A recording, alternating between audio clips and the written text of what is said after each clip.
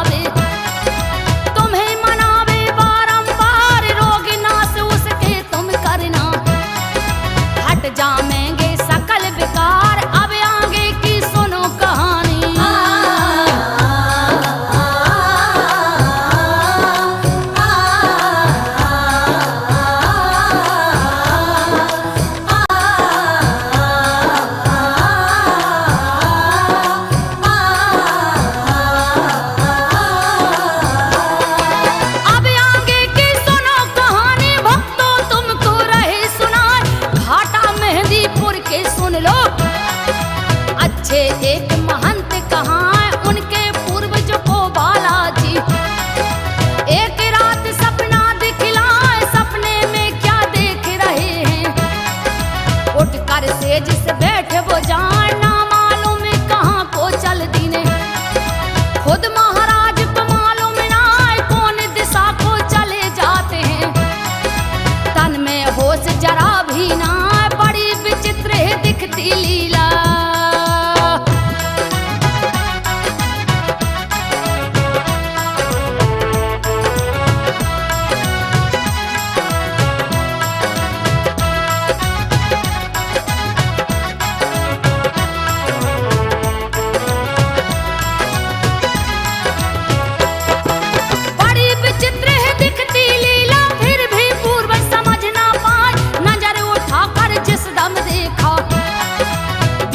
जलते पड़े दिखाए, दीपक ही दीपक दिखलाते।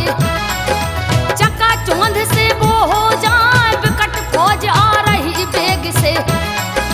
हाथी घोड़े समझ में आए, उसी फौज में महंत जी को। तीन मूर्ति रही दिखा, था प्रधान जो विकट फौज का। तुरंत उतर घोड़े से आए, बालाजी की मूरत आगे।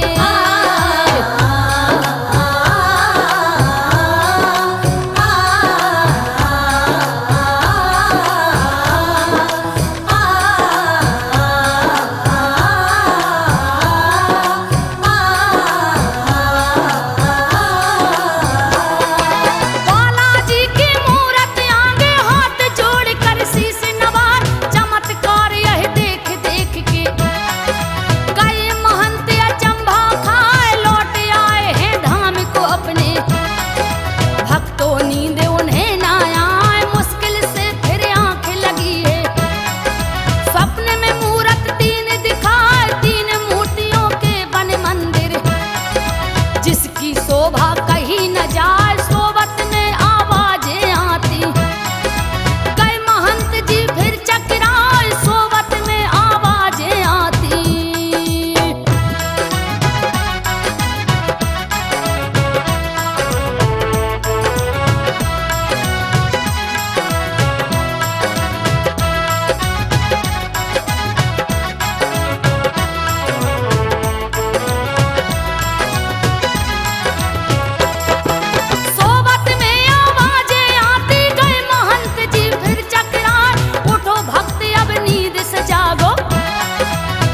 सुहाना लागो आए, और कोई नहीं वो बालाजी है। पवन पुत्र हनुमान कहाँ, सपने की बातें महंत ने। गांव के लोगों से कही जाए, चमत्कार मैंने जो देखा। इसमें झूठ जरा भी ना, सबने मिलकर महाराज का। छोटा मंदिर दिया बनवाए, सबने मिलकर महाराज का।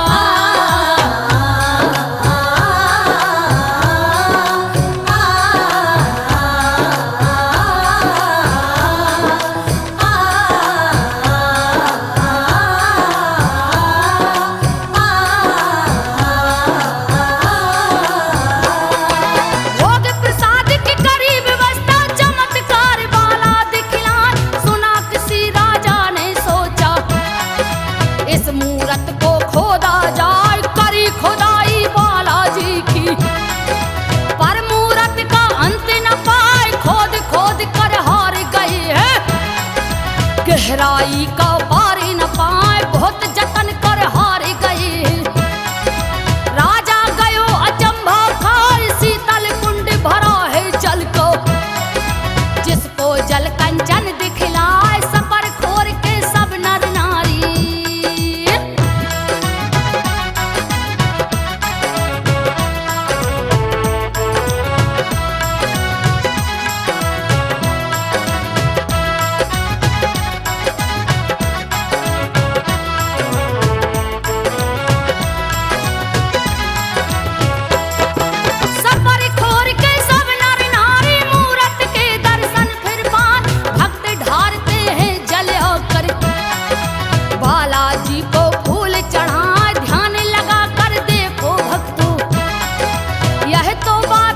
बस की आए बालाजी की वाई छाती से, बहती जल की धार दिखाए तीन देव की हुई स्थापना। महिमा वहां की कही न जाए बालाजी हनुमान रूप में, जिनकी धर्म ध्वजा लहराए बालाजी हनुमान रूप में।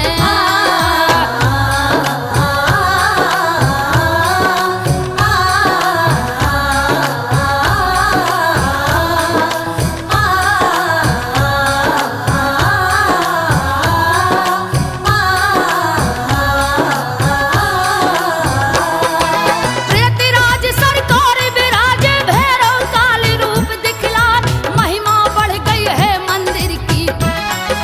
मेहंदीपुर एक धाम कहा अब आगे कुछ चमत्कार की।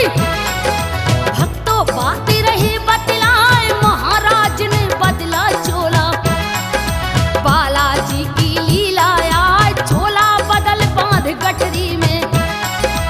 स्टेशन पर पहुंचे आए भीड़ भाड़ यात्रिन की भारी, ट्रेन रुकी है उस दम आए स्टेशन पर उस गाड़ी से। चाय गरम चाय गरम चाय गरम, आलू बंदी गरम आलू नहीं गरम, समोसे गरम, इडली गरम।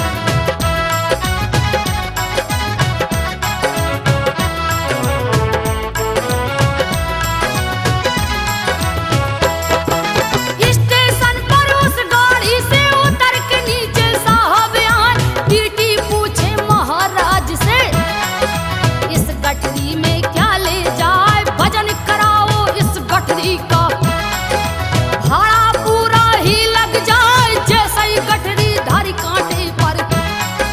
कभी बढ़े कभी वजन घटाए लाल लाल चोला स्वामी का। टीटी देखे अचंभा खाए भारत की पावन भूमि में, बालाजी की कृपा अपार भारत की पावन भूमि में।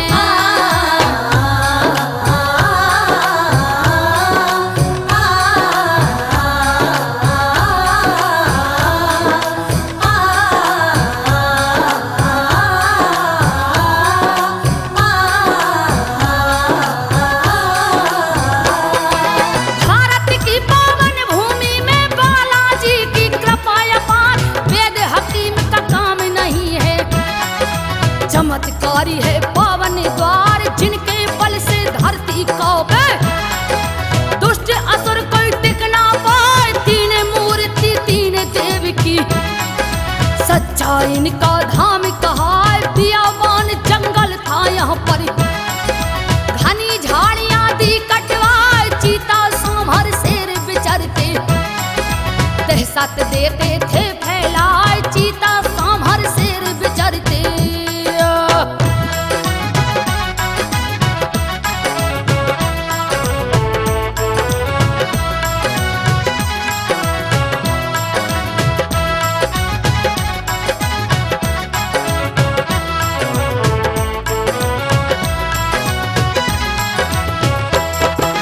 सिंह दलहड़े करे गर्जना जिसका काले रूप कहलाए, बालाजी महाराज ने अब तो स्वर्ग से यहाँ पर दिया बनाए, घाटा मेहंदीपुर की शोभा।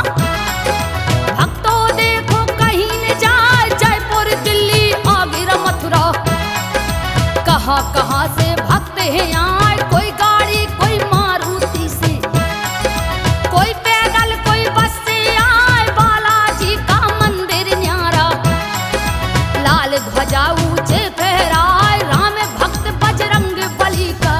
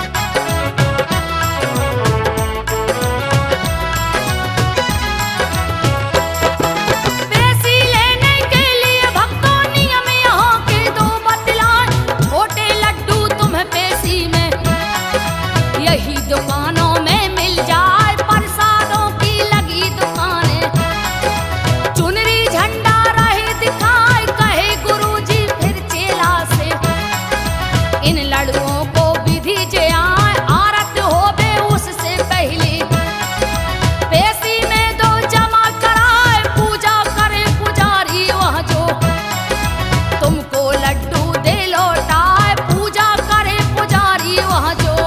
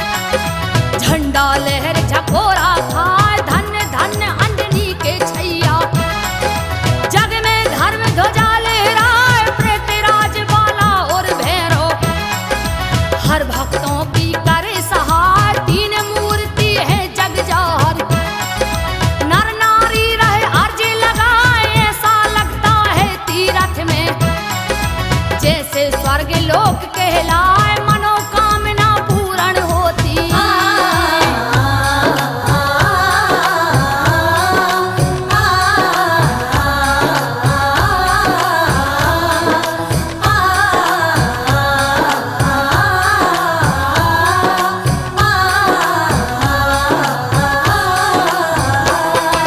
मनोकामना पूर्ण होती जो भी भक्त यहाँ पर आए, काली नासिनी है माँ काली।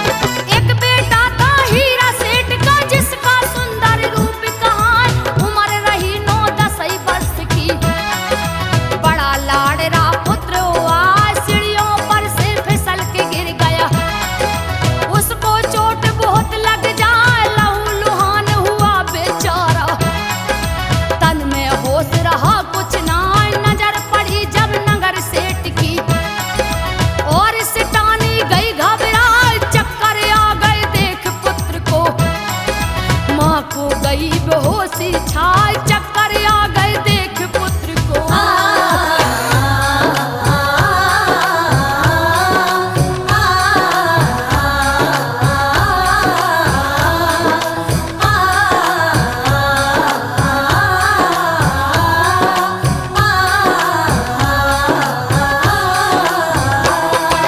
चक्कर आ गए देख पुत्र को, माँ को गई बेहोशी आए, भीड़ लगी देखन वारों की, दशा वहाँ की कहीं न जाए, पुत्र सेठ का पड़ा धरन में, कहर दुख का टूटा आए, उसी समय एक ब्राह्मण वहाँ पर भ्रमण करत पहुँचे हैं आए, देख दशा ब्राह्मण जी पूछे, लगी काय की भीड़ दिखाए, रो रो करके हीरा सेठ फिर ब्राह्मण जी से रहा बताए, रो रो करके हीरा सेठ फिर।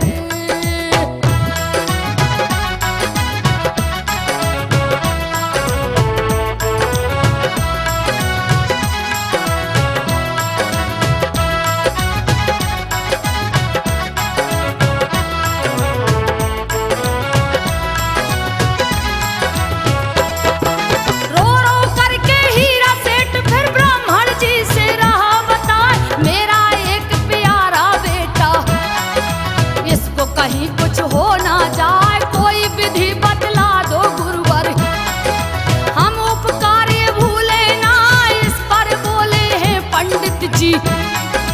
बालाजी का ध्यान लगाए, कहते हीरा सेठ से पंडित, हनुमान जी ले बचाए, अर्जी लगा ले हो तुम उनसे, सारे काम सफल हो जाए, अर्जी लगा ले हो तुम उनसे।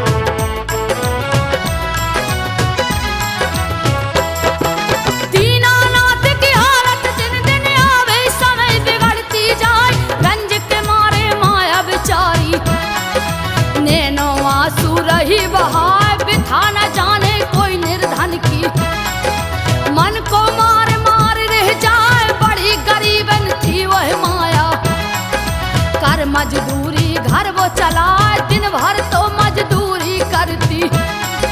फिर पति सेवा ले अपना एक संत जी बालाजी के, भक्त वहां पर पहुंचे आए एक संत जी बालाजी के।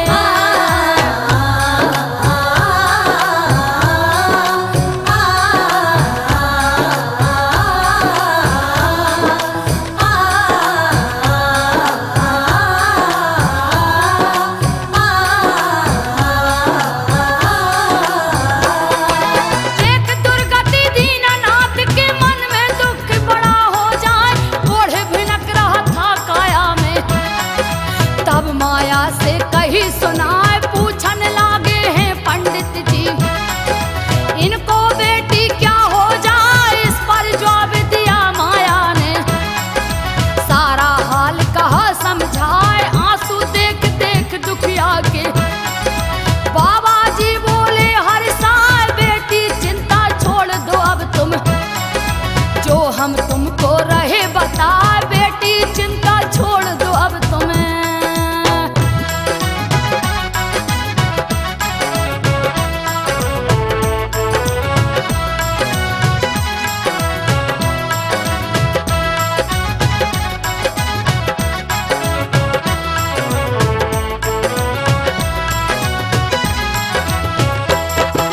बेटी चिंता छोड़ दो अब तुम, जो हम तुमको रहे बताए, बालाजी की ज्योत जलाओ, घी का दीप